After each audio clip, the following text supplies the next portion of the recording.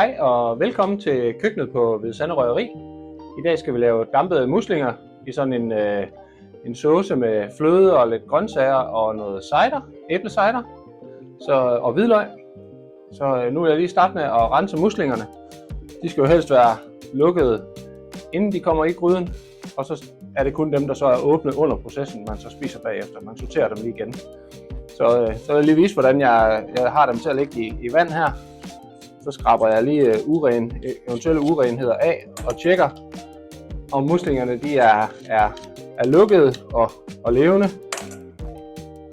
Og jeg tjekker også, om der skulle være eventuelle revner i skallerne, så skal de også sorteres fra.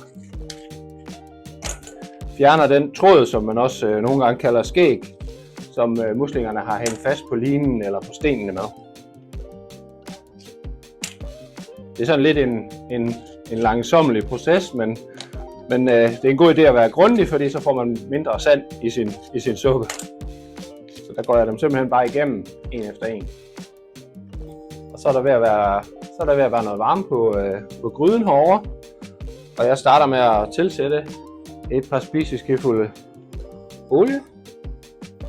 Og når jeg sådan kan se, at det begynder at simre, så tilsætter jeg hvidløg. 2 fed, eller cirka en halv spiseskefuld. Det må godt lige syde lidt, få lidt varme. Så tilsætter jeg nogle fint hakkede urter. I det her tilfælde der er det porrer, selleri og gulerødder. Cirka 1,5 deciliter. Som også lige får lov til lige at få lidt varme. Når det er sådan lige, man kan begynde at dufte hvidløget, så kommer muslingerne i. Og jeg hælder bare dem alle sammen i. Og så kan jeg egentlig begynde at komme de andre ingredienser i. Så kommer jeg lidt en halv spiseskefuld Dijon-sennep i. Og det skal man ikke være bange for, fordi Dijon-sennep er en lille smule skarp og en lille smule stærk. Men det forsvinder, når det bliver varmt. Så får det bare den der lækre smag af sennep, så man stadigvæk får lidt fylde i sin suppe. Blander lidt rundt i det igen. Og så er vi ved at være der, hvor at vi skal have cideren på. Og der har jeg taget cirka 2 deciliter. Og jeg kan se, at det bobler lidt nede i bunden. Så hælder jeg cideren på. Og så lægger jeg låg på. Fordi jeg vil gerne lige have dem dampet lidt, så de begynder at åbne sig, inden jeg hælder fløde på. Og så kan man egentlig bare lige stå og holde lidt øje med det ned i gryden. Der skal ikke noget ved lige at linde låget, bare lige lidt en gang imellem. Bare lige for at se, om der er begyndt at ske noget dernede.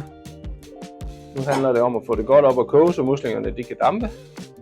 Og når de så har stået og dampet lidt, og de begynder at åbne sig lidt, så vil jeg give dem 1,5 deciliter fløde cirka. Og så lige smage det til med salt og peber. Der begynder at ske lidt nu. Muslingerne de begynder at åbne sig.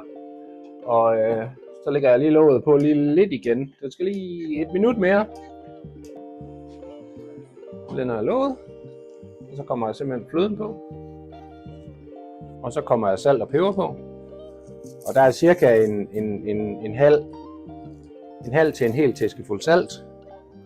Og en god knivspidsfuld peber. Og så lægger jeg låget på igen. Så skruer jeg op for blusset.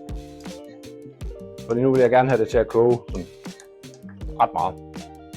Fuld at koge. Lige et øjeblik, så fløden kan sætte sig lidt og samle sig til en suppe i bunden.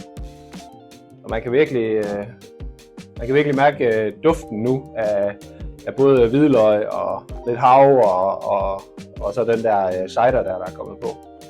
Og så er der en lille smule skarp duft i luften også. Det er sennepen, der frigives også.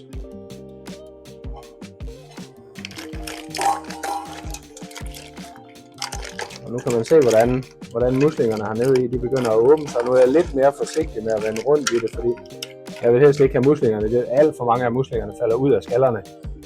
Det gør jeg sådan lige 2 minutter mere, og så er vi klar til at anrette dem. Så er muslingerne ved at være klar til anretning. Jeg tager låget af og tjekker, at de alle sammen er åbne. Det er det fine ud af alle sammen hernede i. Så anretter jeg det i en tyk tallerken. Laver et fint bjerg muslinger. Har noget af suppen med også. Sådan der. Lige klar til at spise med en grøn dusk på. Et stykke persille. Om man vil, eller dild. Det gør sig pænt ud begge dele. Og så er der selvfølgelig et serveringsforslag til, enten med pomfritter og aioli, eller med noget friskbagt brød. Velbekomme. Det var muslinger med æblecider og fløde og hvidløg. Tak fordi I så med. Og hvis I har andre forslag til noget, vi kunne lave her på Hvide Sande Røgeri, så endelig skriv det. Tak for det.